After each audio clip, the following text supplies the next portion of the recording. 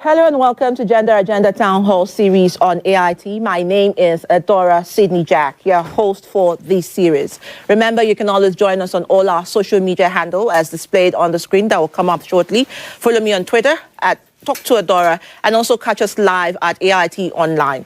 Now, every year, the world sets aside 16 days of activism against gender-based violence to an annual campaign that is dedicated as an international day for the elimination of violence against women, which commences from the 25th of November to the 10th of December to every year.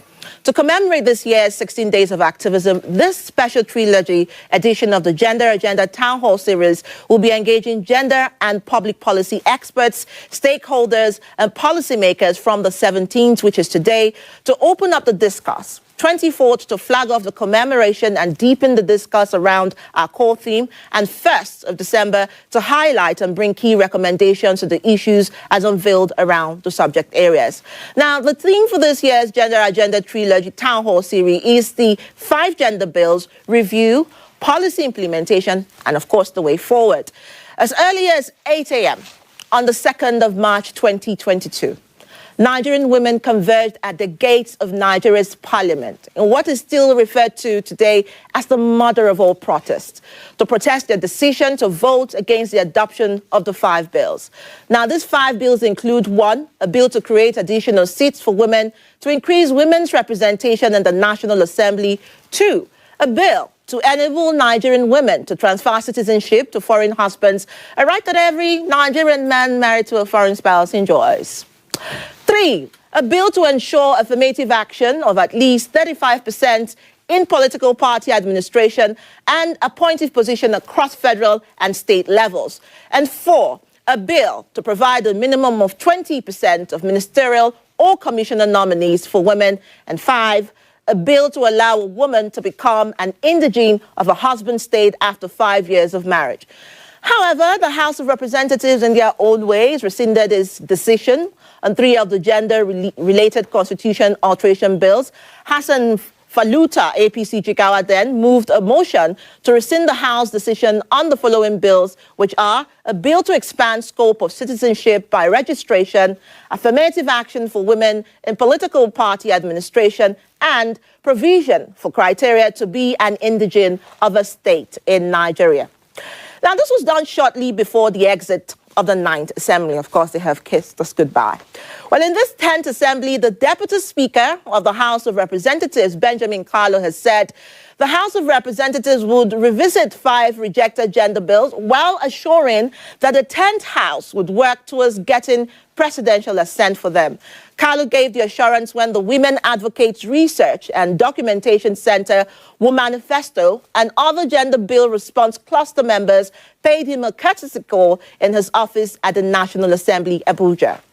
Now, consequently, now more than ever before, it's time to break the bias and remove every iota of discrimination against women, discrimination that limits them, that enables aggressive behavior towards them, and that which excommunicates them from the decision-making table. With me are exceptional bouquets of women experts who have continued to push for the review of these bills and women's rights as the ideal for a true democracy. And we also have our virtual participants who are joining us via Zoom. So please keep watch.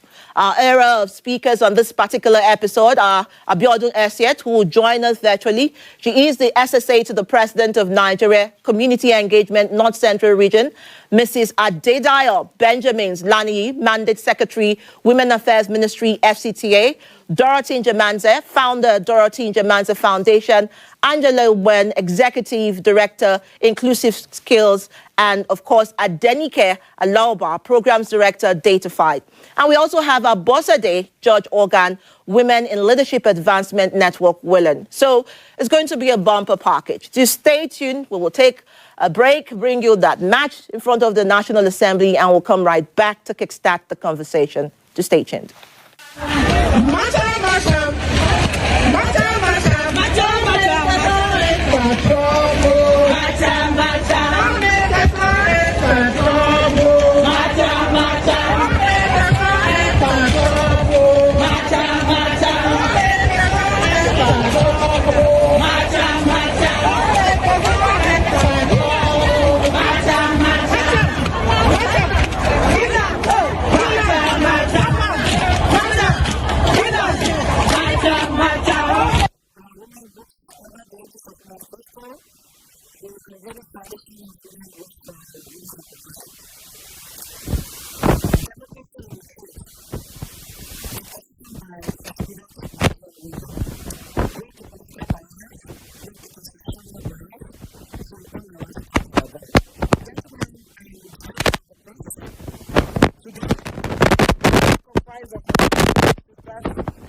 So, I work in numbers, health and indeed I want to have the people of national and family to help with the part of protections that the world cannot do when the world is still a moment. The world still on the 1st May 2002, when also, when I do know the international assembly, to follow the vast responsibility can avoid the present imbalance of the government of our country. Women declare this was the July of the Super Age to Great Injustice that follows the vast law of protected from the human and government rights. This thing is witnessed with the excellent examples of women in council and members of home and nation building. We still find it is adding that this design of the five gender bills and not with the declaration of war on the gender women by the national assembly. Women feel upon the entire constituent members of the National and State Office Assembly, and this constitutes a person who is a matter of extreme and appropriate activism and work around women's dominion for the consideration of the five rejected gender related bills. We want to publicly respond to the issue raised by the government. But there is a fact that the women did not know this enough. And that's why the bad thing. While we are thankful, this is for the small women and dead, the national assembly at the same time. To talk about the need for gender equality and to talk about the gender bills. And positive is there, and we have analyzed the fact that we have been arguing from the first vote of the conversation around the second one until the last day, which was the goal of the wife of the professional shareholder was of the Lebanon Assembly. Lastly, we are working on the purpose of the following bills and the rest of the representative. Bills to expand the scope of citizenship and expression, bills to provide a commitment for women in the full part of administration, bills to provide criteria for qualification to become an individual of the state in Nigeria. These bills were three of the same bills that were voted on. So we commend the legislature for taking steps next to do to bring back three of those bills, and we are seeing a system for the rest of the bills must address before we start applying the national assembly. Therefore, we believe that the national assembly urgently becomes one to consider the legal pieces of the all the five gender bills were suspended and more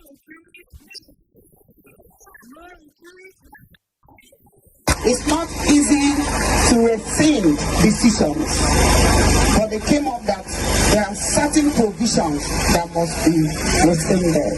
Beautiful. And that's why, out of 5 bills, they have taken position and they rescind 3 out of 5. Whoa! Beautiful. The citizenship bill, the indigenship bill, and the party administration bill. Fantastic. Allow match up, break up, match up.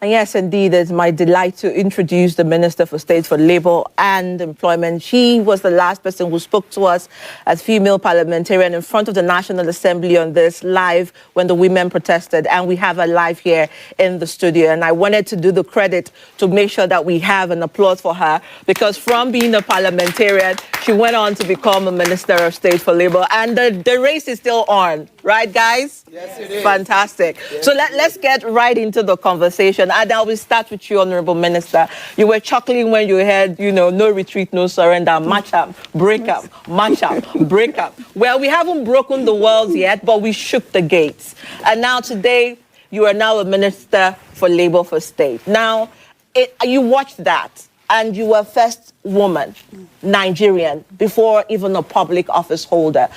How does this come to you, first as a woman and then as a Nigerian? Well, for me, thank you, Adora, for having me. I'm a woman, and I'm proudly so.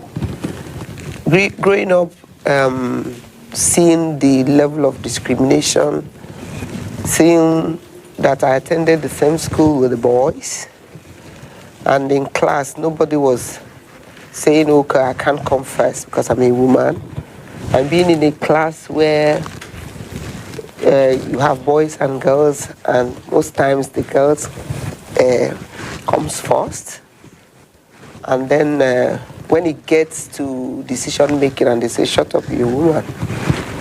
When you want to air your view, they say, why are you saying this? You're a woman, just keep quiet. I grew up from that background, and I'm like, what's this?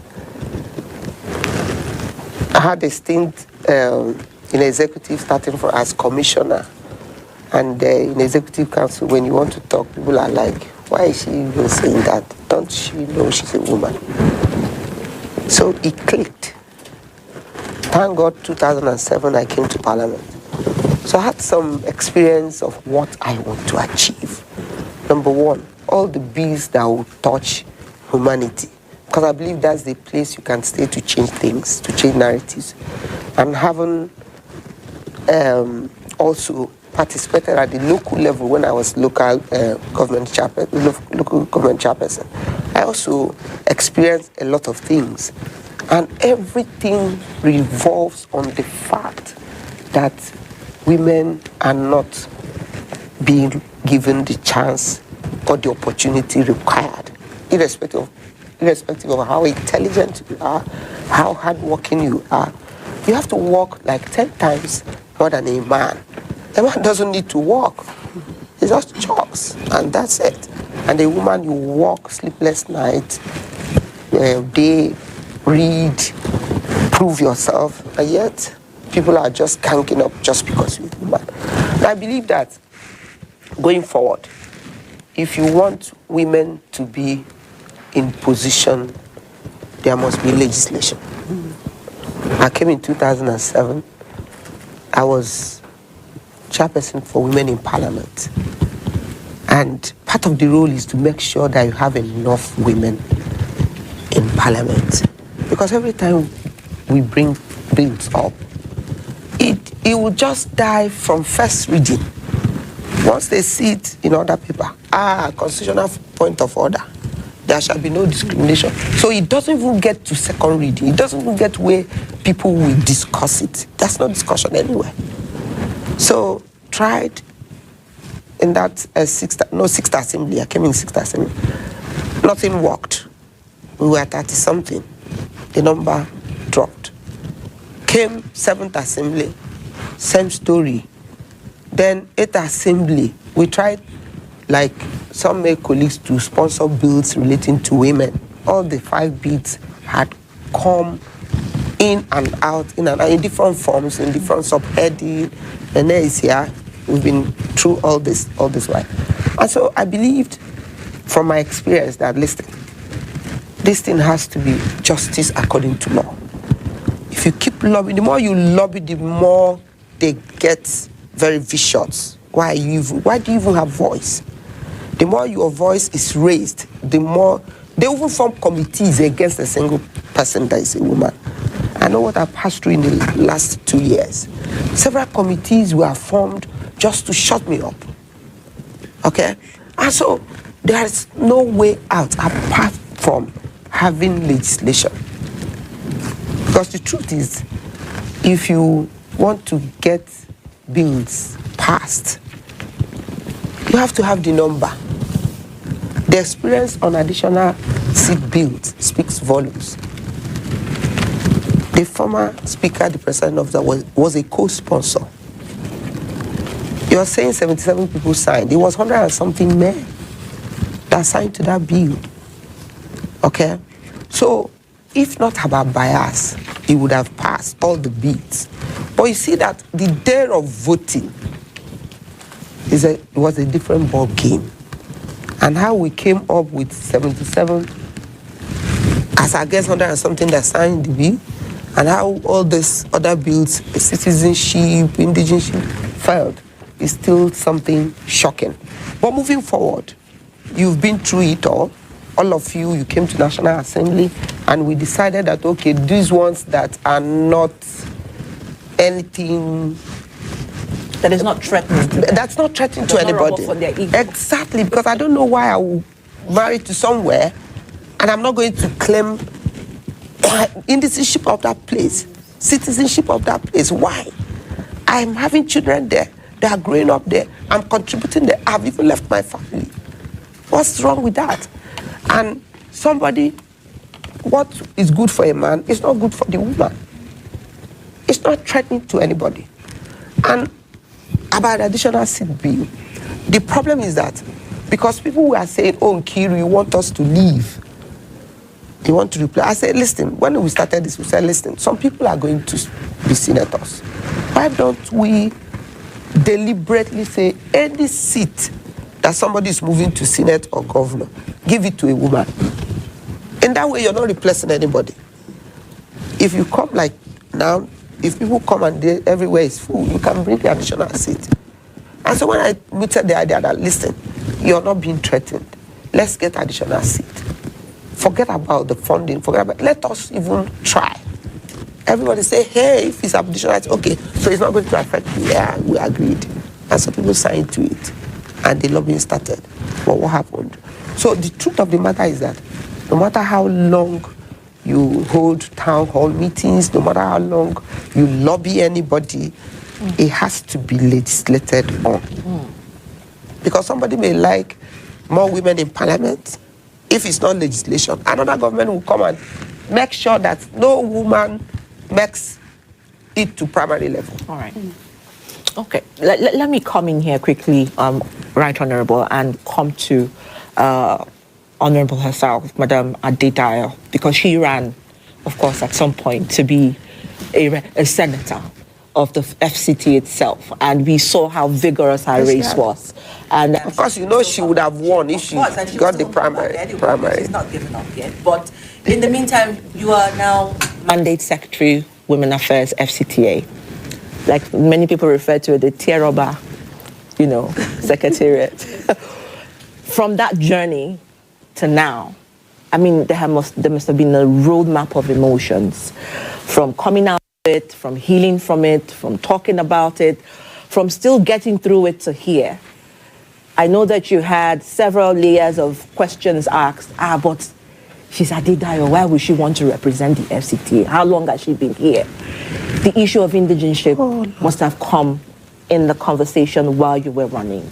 How did you deal with it? And now that we are here now, this conversation, this town hall, is for us to re-event the will, to recall, to remember, and to reawaken the consciousness of the 10th Parliament, even as they have promised, but to let them know that Nigerian women have not rested on their oars.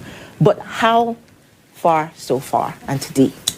Let me begin first of all by saying thank you for the celebration that has come with my appointment, which today is 21 days in this place of announced assignment.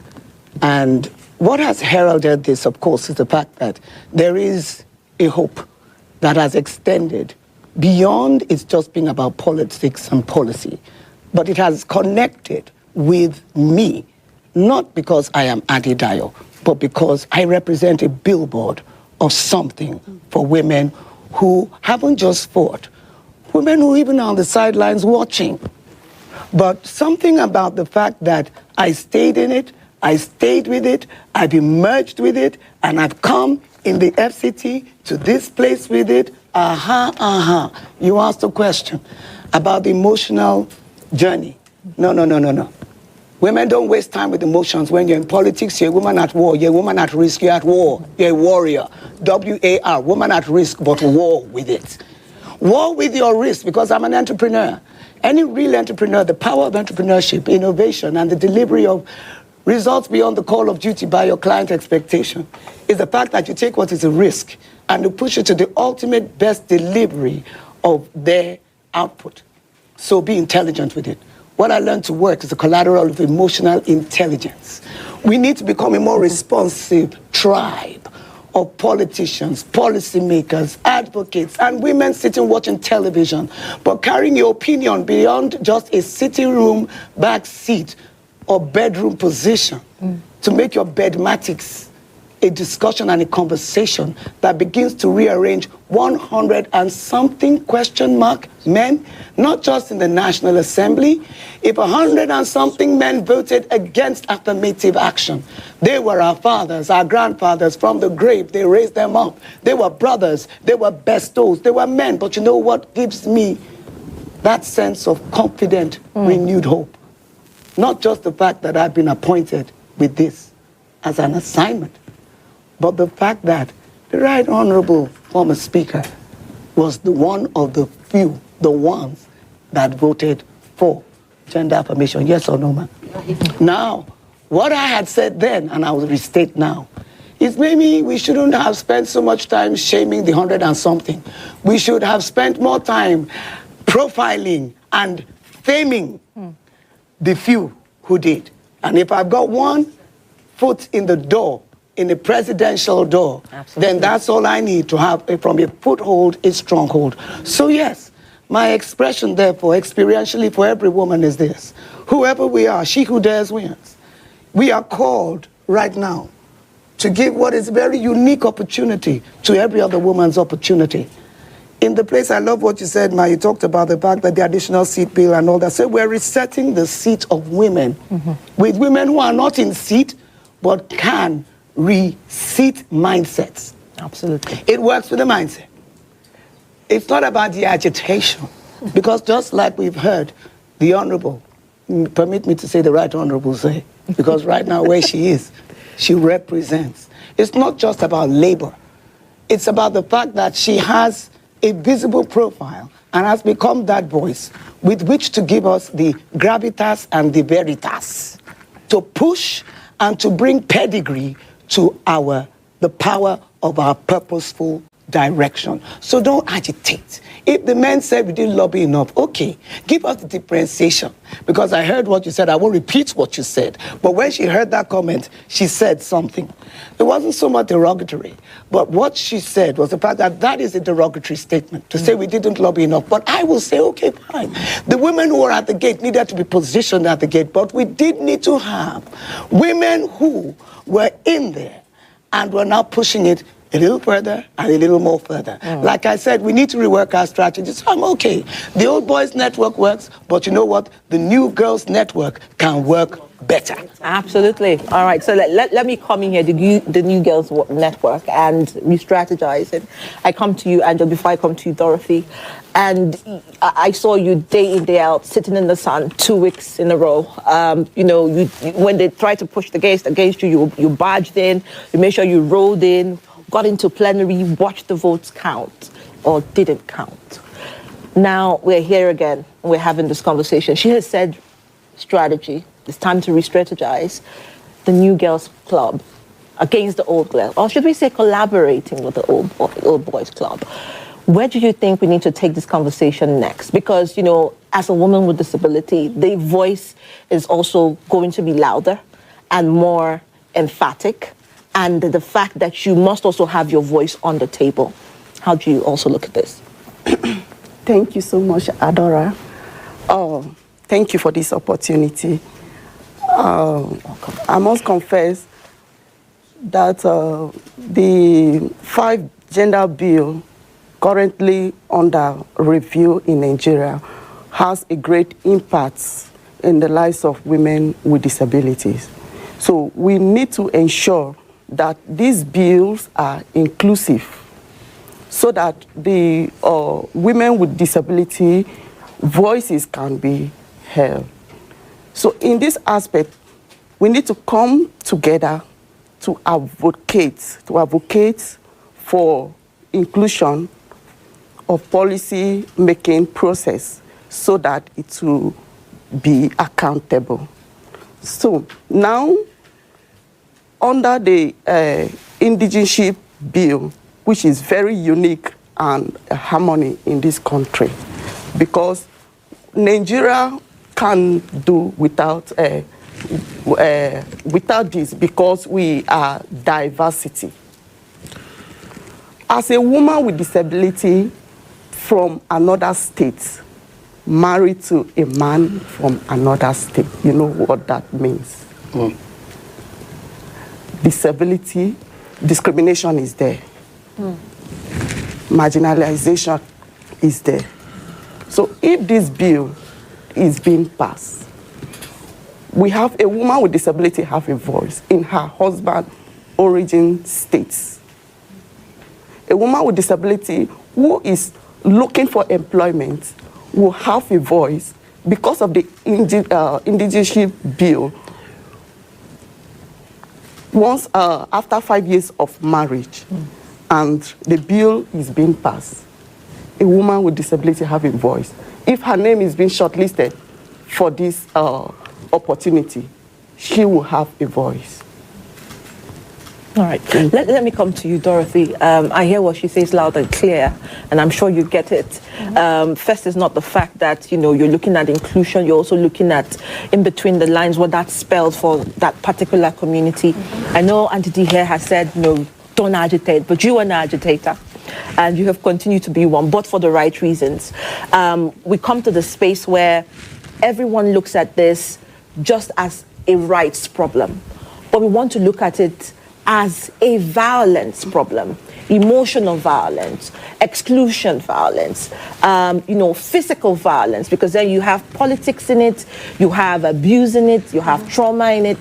How do you think is very essential for these bills to be passed? I mean, we hear the 3 that they have rescinded, but in terms of 5/5, the extra seat bill will have more feet, more legs in the room to sit at the table with the men. We would have more key committees chaired by women, to have women's voices, to increase the impact of gender budgeting. So when you look at all of this, how do you also look at the area where we need to sort of look in between the line and call a spade, that this not only works against women's rights, but also is gender-based violence? Absolutely. You took the words out of my mouth.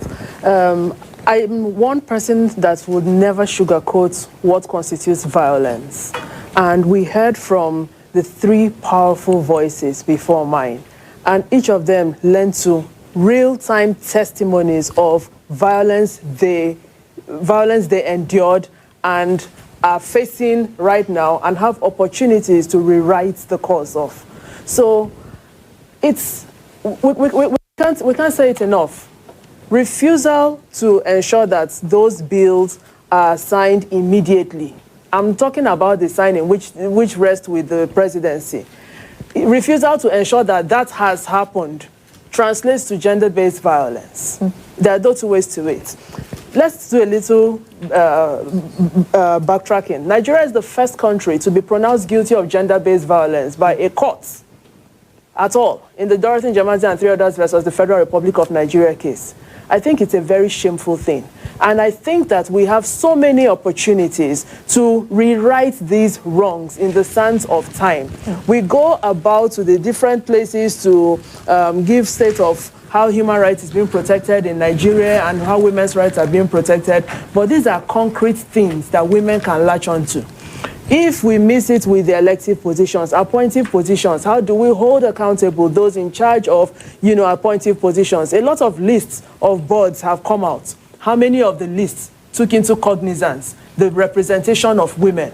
without the policies, the basic principles, that are adhered to, without those adherents, then it means that it's business as usual for impunity. And with business as usual for impunity, it means that corruption has been normalized. Well, we have strong voices, we have strong testimonies, and we also have voices like mine calling out the spade as the spade. Refusal to give us these 5 bills is gender-based violence. And it's about time that Nigeria fixed her image. I mean, we have large resources. We have a lot. Somebody says something. Nigeria has been flying on one wing. People said it's the boys' club, whatever it is. But we've been flying on one wing. Have you seen an airplane or a bird that has successfully glided on only one wing? It's easier to go on the boat. Yes, and so let's stop cheating the women so that Nigeria can harness its potential to the maximum. All right, so let's go to the virtual platform before I come back here to the studio. I don't know if Adenike Aloba is here with me. Adenike, good evening. Hi, good evening. I'm here with you. All right, fantastic. Adenike, you are queen of data, and Data Fight has done a lot in bringing data to life when it comes to inclusion and exclusion. You've been hearing the conversation. Adenike, I know sometimes you feel fatigued talking about this, but, this is what it is, and we're here again.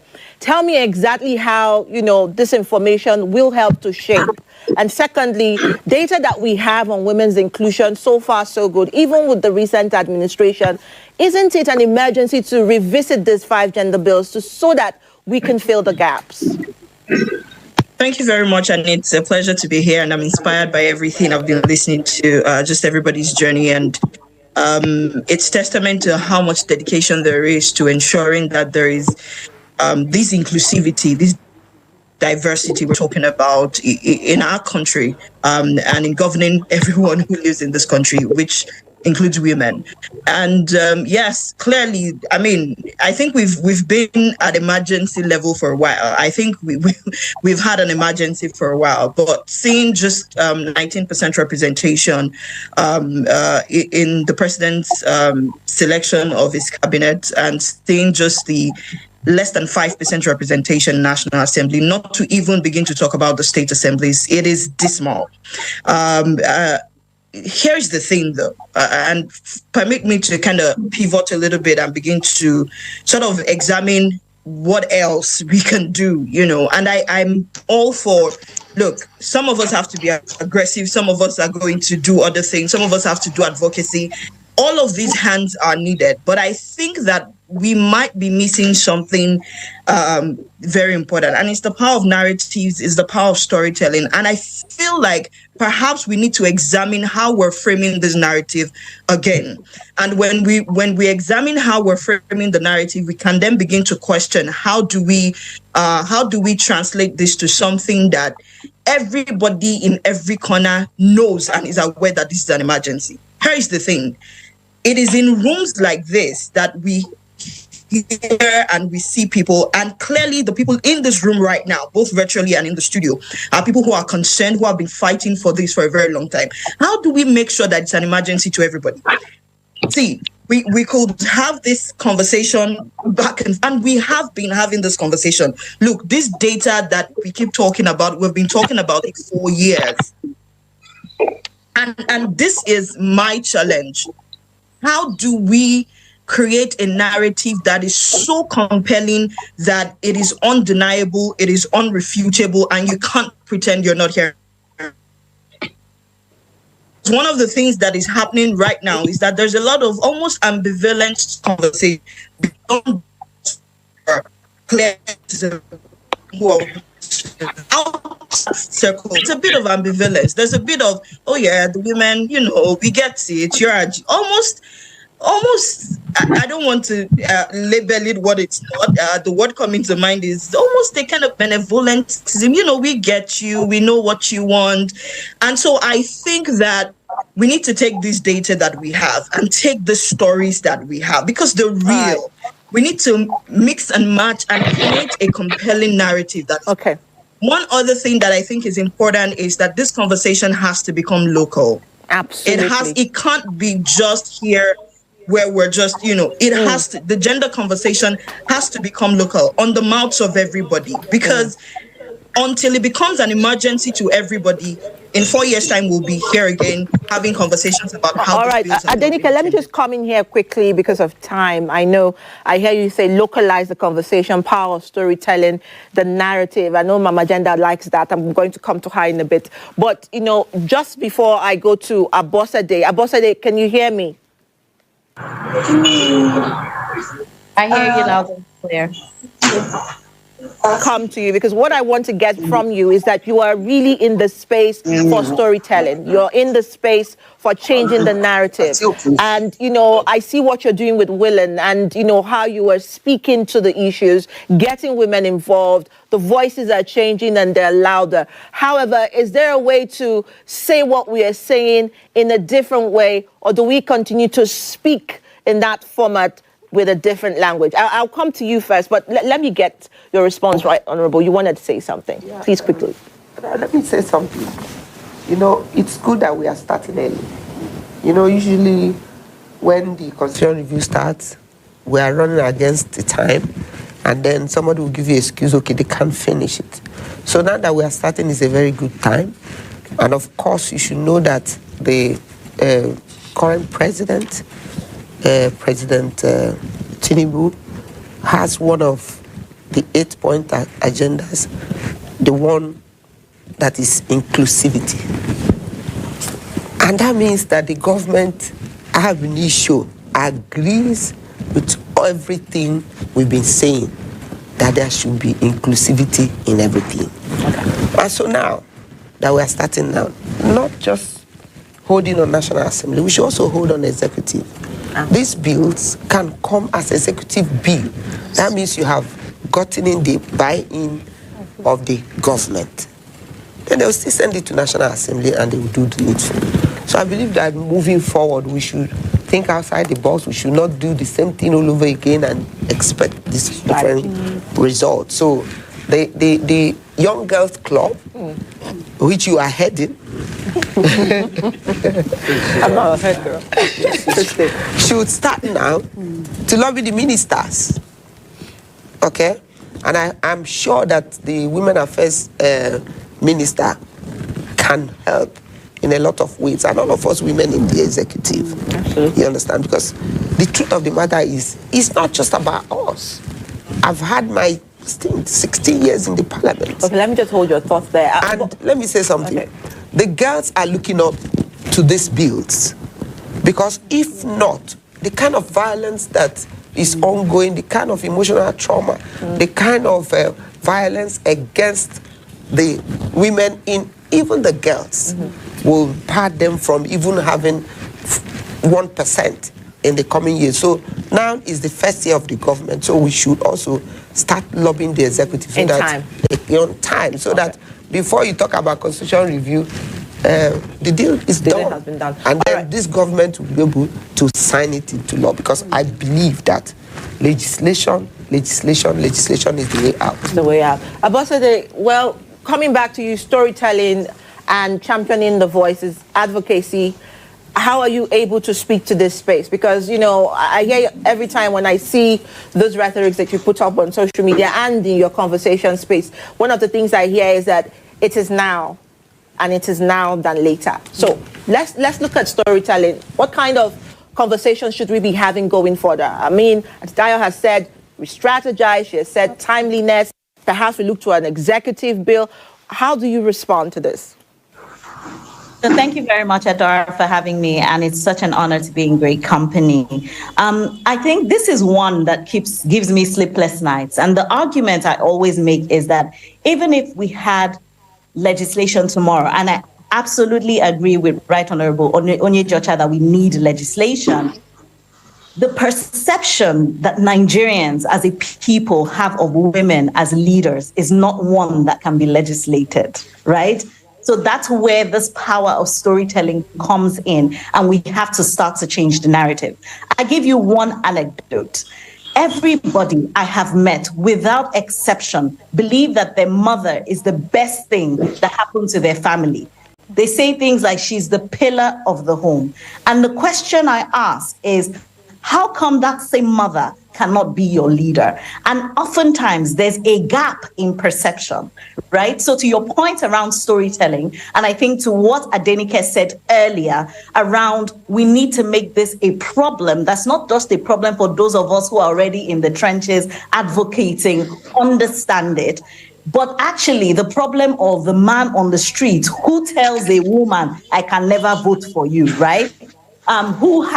Or the driver who tells a woman, I have your type at home, right? So I feel like until this issue becomes one that we can all relate as beneficial to the collective, I do not think that people are convinced that women's leadership, as all the evidence tells us, is for their own benefit, if you know what I mean. And if we can successfully push that narrative that there is a collective benefit, whether you are a man, woman, boy, girl, person with disability, if we have more women in positions of power and leadership, it means that you are going to have a better life. If we can really, really drive that message, I think we'll be something. Okay, thank you so much, Abosede. So I hear you driving the narrative, changing the gender identities, bringing down the conversations and domesticating it.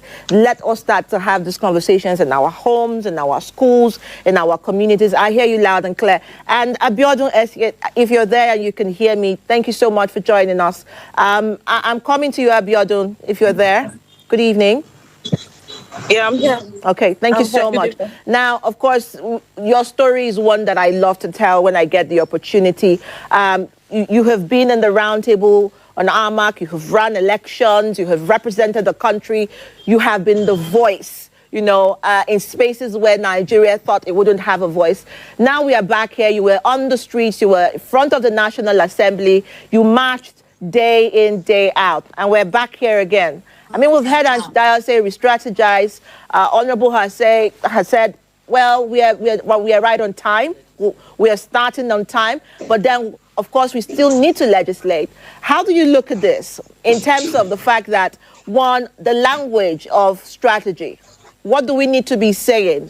And how do we need to be saying it? Because if you look at when the men spoke, they said we didn't lobby enough. And then they said, oh, it's the word gender equality, remove equality. And there's all these semantics that go in between the lines. So really, what's the way forward?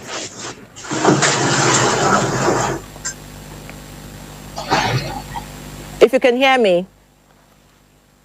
Okay, I think we lost the signal for a minute there, but we'll come back to that. So let me come to the audience right now. I mean, you've heard, it's quite an earful, but very interesting.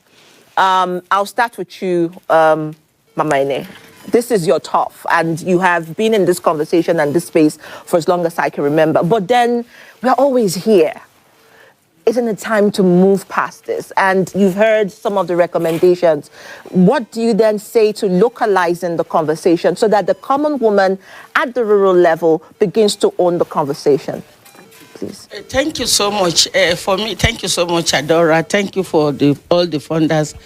For me, I think this is the star gender agenda episode. I'm so excited. It gives me hope.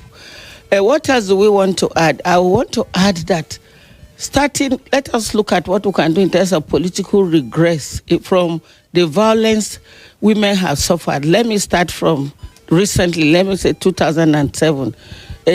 Speaker Ite was punished because I was in her team because she gave 70% to women.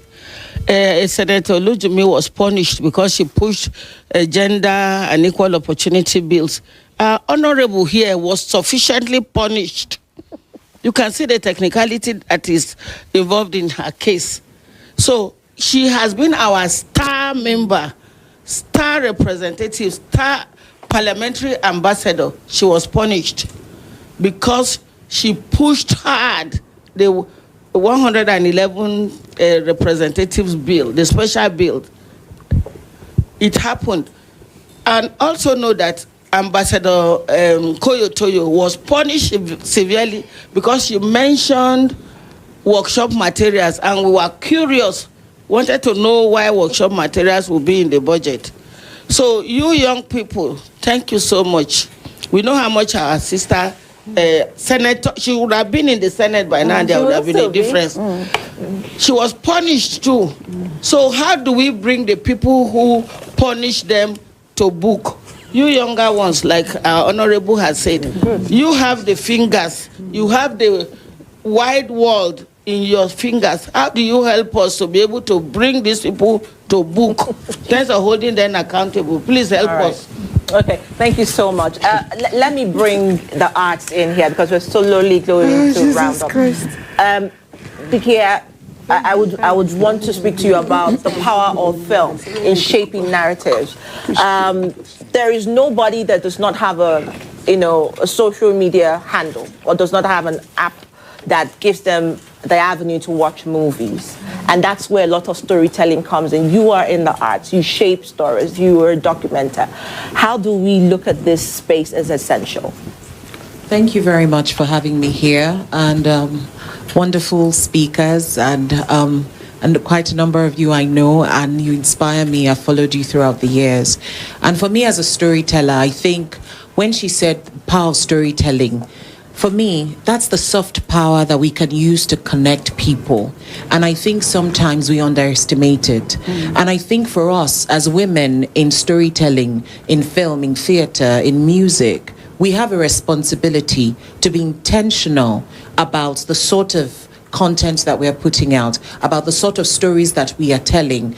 And, from just listening to the amazing speakers talk this afternoon, I just thought about it that there are areas where we have not focused on, where we have not even considered, and we have a very powerful space. And I would like to just say something about my industry. There are a lot of women in the driver's seat.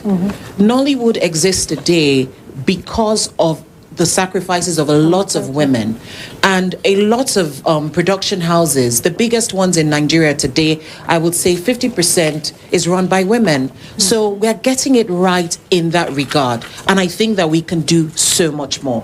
That's what I think. But I feel like being here today is a blessing for me, and it's a message that I have to take back to my community of storytellers, that we have to be intentional about telling women's stories and putting it at the forefront as to what we need to do to change the narrative and also address patriarchy and put women at the forefront. Thank you so much. Thank you. All right, just kindly pass the microphone to Susan just before we round up.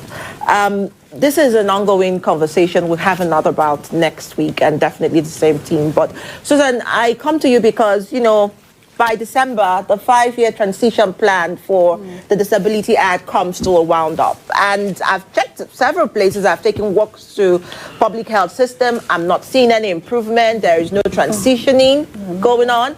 And by January, the questions of implementation will start. And here we are with the 5 gender bills. What do you categorically think that this will do to help the bill?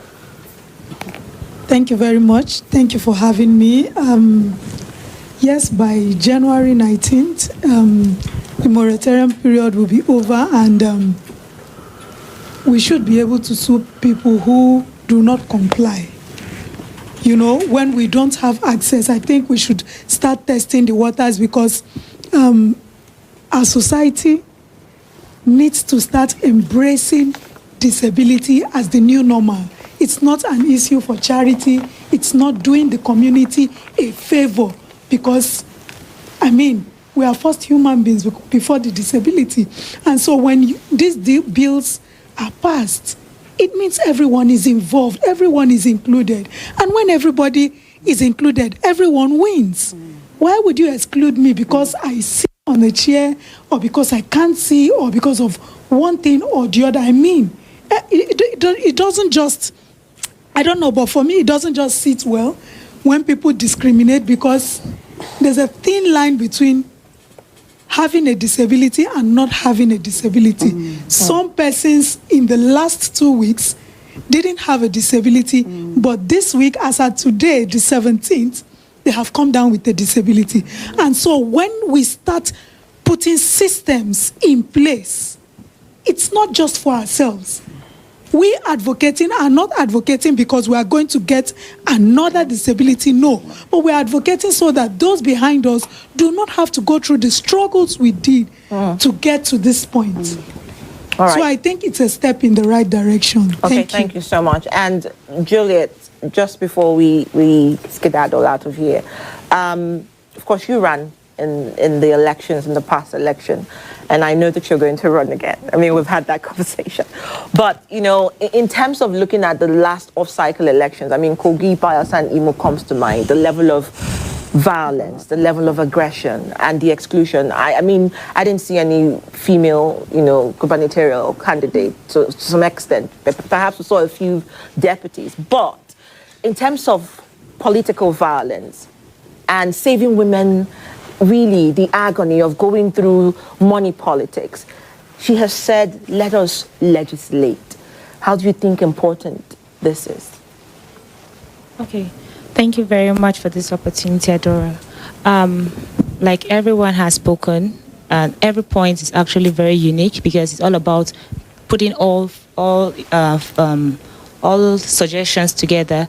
Legislation is very, very important because at the end of the day, once women are given a position to even going through the primaries, it even reduces the violence because we see that most violence takes place even before those women even become primary candidates. And also, once the people, we've had this issue of storytelling, we now implement it, their mindset begins to change and they will actually reduce the stereotypes presented to those women that actually push forward for this violence that are caused. It's unfortunate we didn't have the women who actually came out for gubernatorial, but we have had women in time past. But what has been the mindset of the people? So legislation is very important. Storytelling is also very important, and people should stop dreading the word politicians. I think that's something even the youth now and the people of Nigeria have begun to put in their mindset that politicians are all bad, and they forget that everything that happens in society stems as a result of policies made from our leaders. Thank you so much. And she couldn't have put it any better. Do not put all the eggs in one basket. I mean, they're all eggs, but they're good ones. Thank you so much. I like to take it from there. And just to tell you that we will continue this conversation next week. We're going to be looking at different angles to it. And definitely there would be a street conversation that we're supposed to have today that you would want to look forward to. It was amazing. And it will actually blow your mind, the conversations that people on the streets, ordinary people, are looking at when they're talking about women in leadership. But on that note, I want to say thank you to all my guests. They have been amazing and they have just said the right things and stuck to the conversation with the right recommendation. I want to say thank you to Right Honorable Nkiru Konyaja. She's the Minister of State for Labor and Employment. Thank you so much, ma'am, for finding time in your busy schedule. We have to drag you out here. Thank you for honoring us. And of course, to Honorable Adedayo Benjamin Lani, because she is the Mandate Secretary, Women Affairs, FCTA, Tierra Secretary. Thank you for coming and thank you for joining me. Dorothy Jemaze, as always, you were phenomenal. And of course, Angela, thank you for being here. And to all my stakeholders, I will continue to push Bikia Graham Douglas. And she's, of course, the forerunner for Beta Arts. And Mama Ene, you are Ene Ede. And thank you for being Mama Gender behind closed doors and championing all of us. From all our support and partners, Wole Soyinka Investigative Journalism Center, WARDC, the Palladium, we say thank you. And this conversation continues next week. I am your host, Dora Sydney Jack. And remember, we take this to another dimension next week. Don't go anywhere. Keep your dog locked here. Goodbye.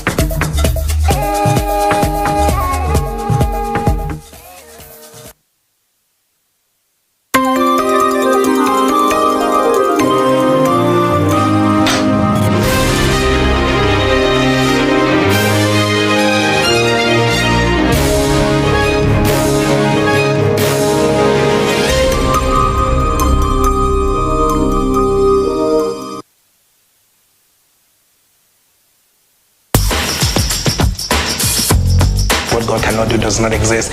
It is not a statement. It is a statement. Success is the fruit of hard work and dedication. You can't ask me to choose anything over my career. It's not just because I want to prove anything. It's because that is your passion. That is my life. Be focused. Zero down on something and just go down that path. Success belongs to those who refuse to give up. Do not put money first.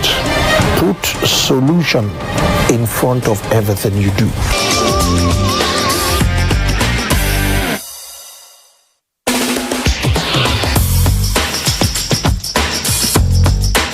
Madam, we just told you guys we don't live here. We were actually from Lagos on our way to Ibadan, and his body temperature just shot up so high that we had to move in here.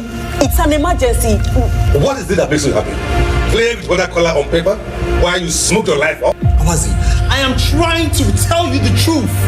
What more do you want from me, woman? I have worked too hard to allow your son take away everything I have worked for with his foolishness. Your entire life's existence and happiness depends on this matter.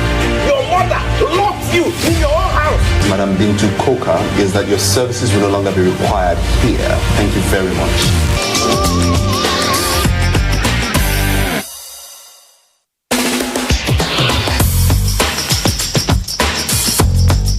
Hello, and a very warm welcome to Lifelines with Nima. Take it easy. Take it easy. It promises to be a wonderful experience. Drag him to go and donate blood, let me see. Is it because we're in a public place? Yes. This show is all about opening the doors for you to see and learn from the experiences of my clients who come from far and wide to consult with me and my team. I will be your host, and my name is Nima.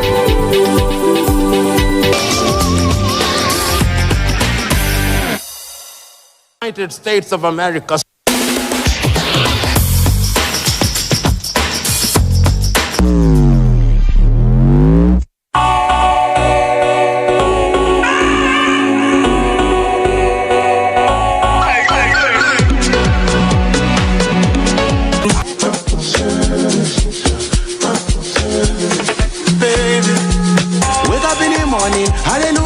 Chasing the money, chasing the